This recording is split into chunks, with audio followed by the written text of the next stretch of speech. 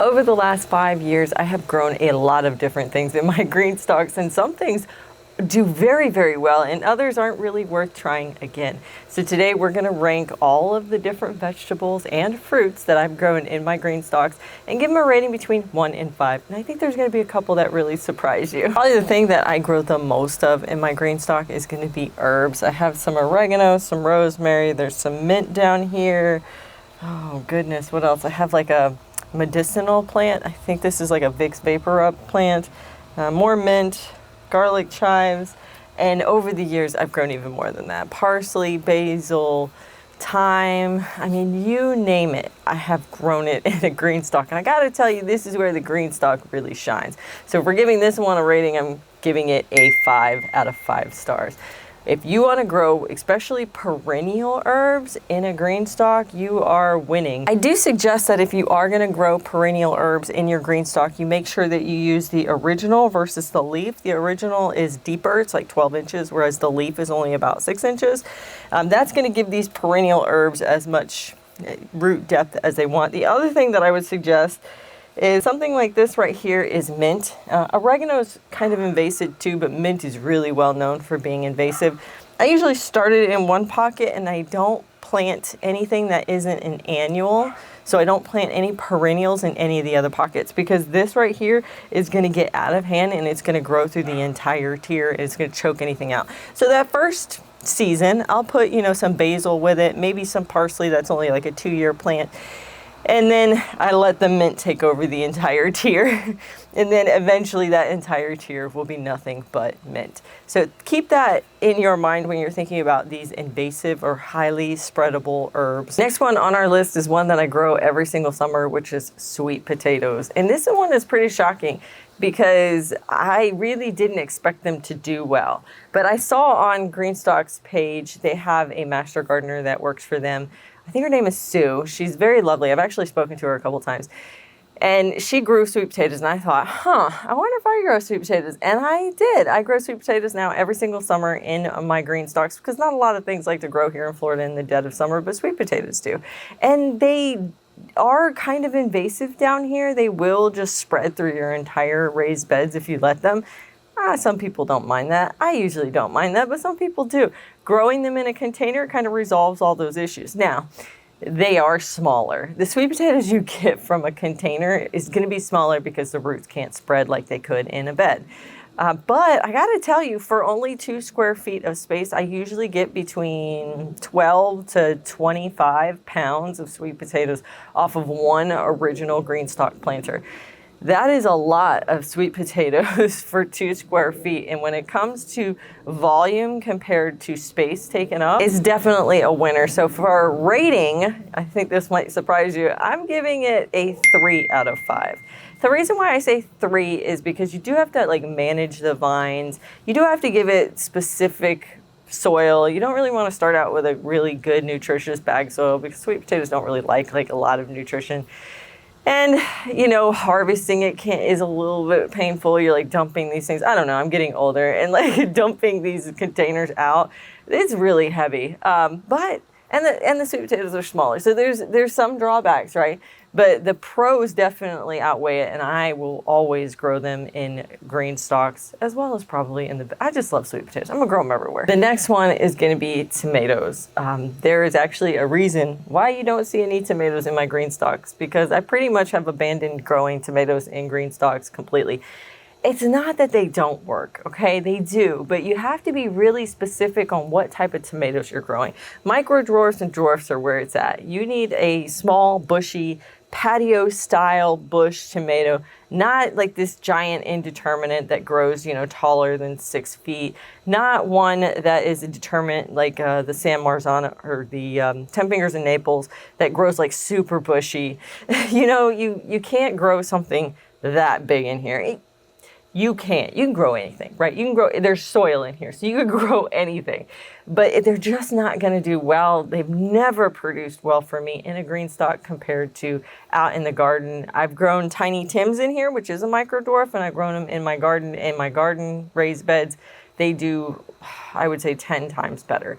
I got 9 tomatoes off of a Tiny Tim micro dwarf in this container right here. not too long ago during the dwarf experiment. So if you hadn't seen the dwarf experiment video, definitely check that out. But this tiny Tim only got 9 tomatoes. It was kind of a bummer.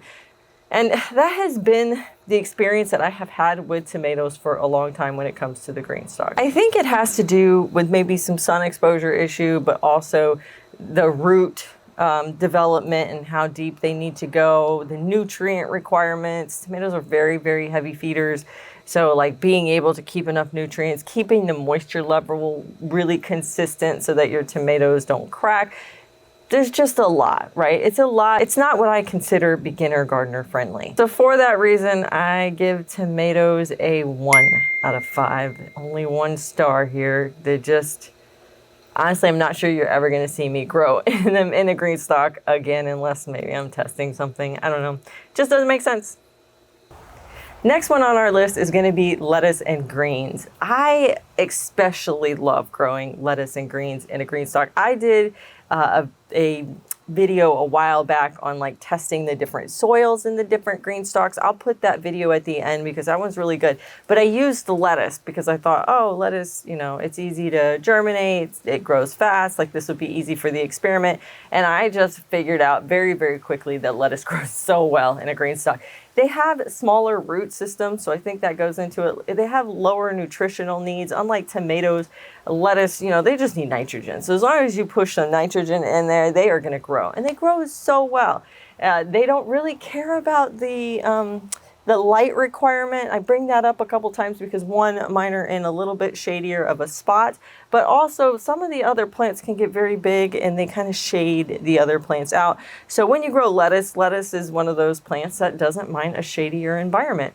So it's perfect for growing in a Greenstalk. But not just lettuce. You can do kale, Swiss chard, you can do arugula, endive, escarole. There's like all the greens. The only ones that I would say maybe think about a little bit more is going to be like the really big ones. When you're thinking of those giant collared plants, those you might want to consider or like just have healthy expectations. Those are really big plants with really big root systems. So for that reason, I'm giving lettuce a 5 out of 5 stars.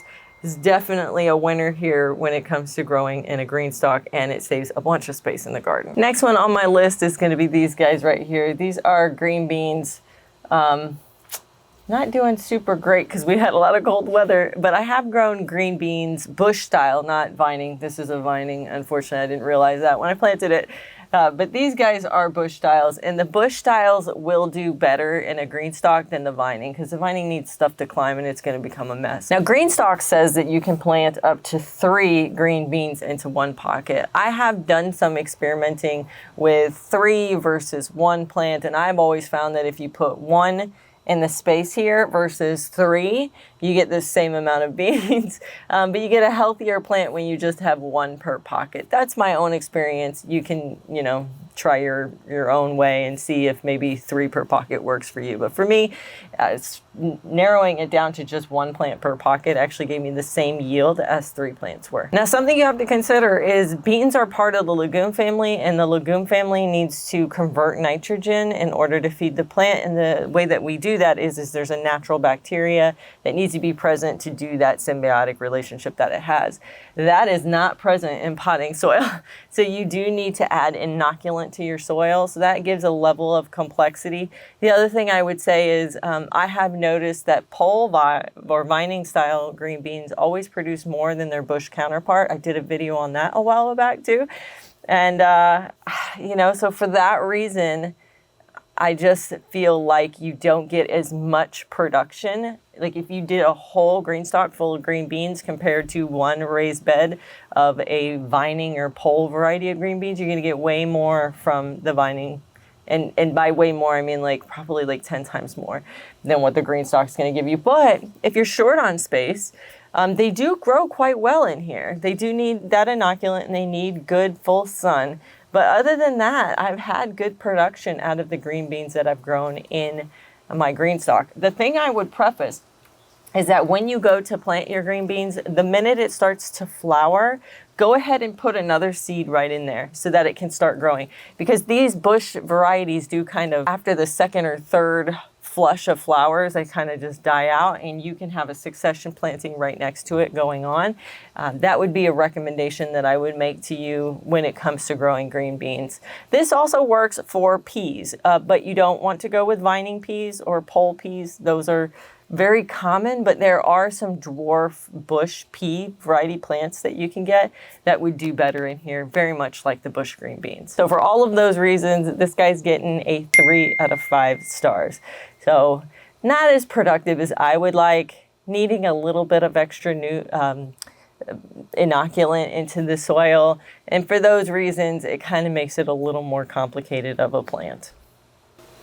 Next up comes the brassicas. I have a cabbage right here and a kohlrabi, and in the past I've grown cauliflowers and broccoli, and as we mentioned earlier, kale. So when it comes to these, I strongly recommend that you don't do the full-size broccolis and the full-size cauliflowers. They do produce and they do grow, but they create such tiny heads, it almost doesn't seem worth it. And then the side shoots that come from the broccoli are very, very minimal. And it has to do with the fact that these tiers are just not big enough to hold the root structure that's required.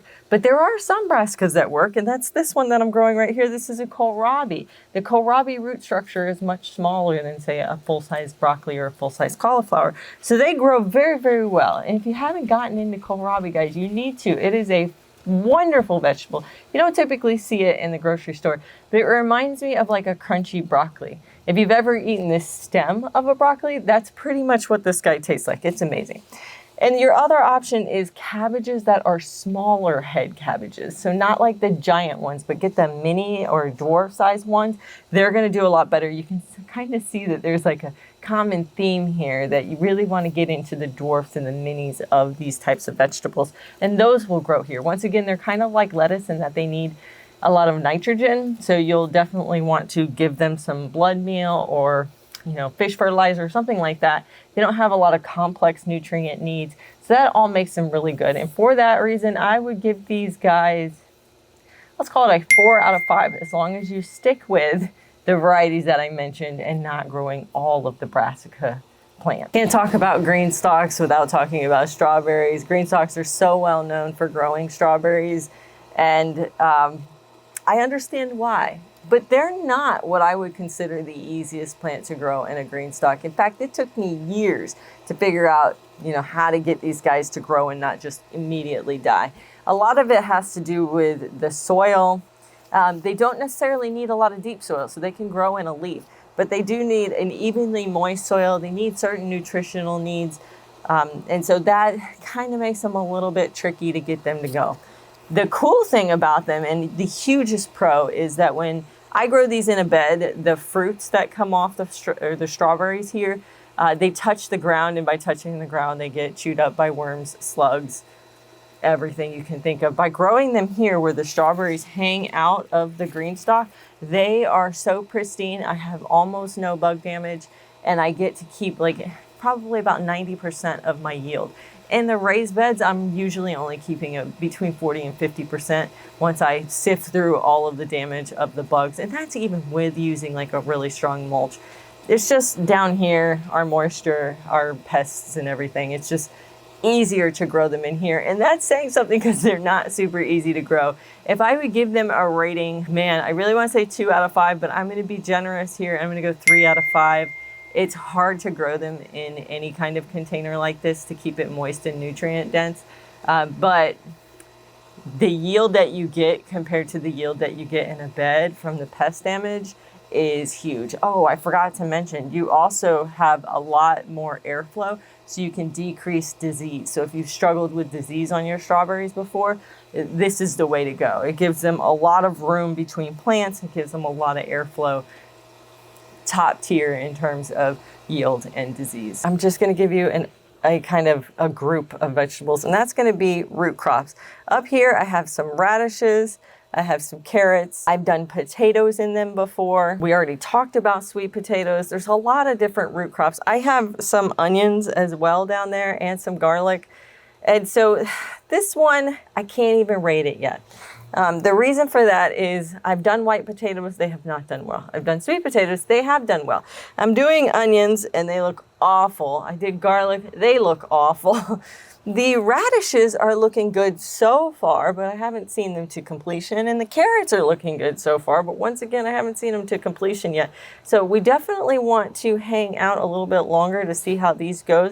Make sure that you head down and subscribe so that way you can get updates on how these guys are doing, so that we can see which root crops really work in a green stock and which ones don't. So far, we're a no for garlic, a no for onions, and a no for potatoes. And we are a yes for sweet potatoes, and the radishes, turnips, and carrots are an unknown or a TBD. And then the last one we're going to talk about today is going to be peppers. I'm going to caveat this one as well. You got to go for a smaller pepper plant. When I look at cayennes that get really big, my Iquitos that got the size of me, those are not the ones to grow in here. I really think like growing the bell pepper bush styles, you know, that stay, you know, within that 2 to 3 feet range, those are the way to go. That's the ones that you want to put in here. You always want to put them in an original, not in a leaf. The leaf is meant for really small plants, strawberries and lettuce, right? I think that's all I can think of that would really do well, maybe radishes. But the original is what's needed to grow a pepper plant. Pepper plant has a lot of nutrition needs. They're very much like tomatoes. Now, the good size with a pepper plant is that pepper plants like more drought conditions than tomatoes do. Tomatoes need that even, moist, perfect watering. Peppers, you can actually, you know, dry them out quite a bit and they will still produce really well for you. So in that case, I actually think peppers are a little bit easier to grow in a green stock than tomatoes are. But they all have the same issues that larger plants do. They're not producing as much as they would produce in a garden bed.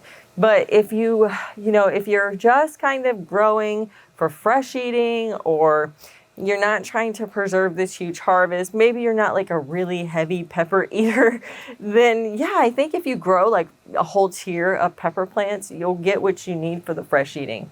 And that should be good enough, I think. And so for that reason, I would give peppers, I'm not going to go a 1 out of 5. They're not as bad as tomatoes.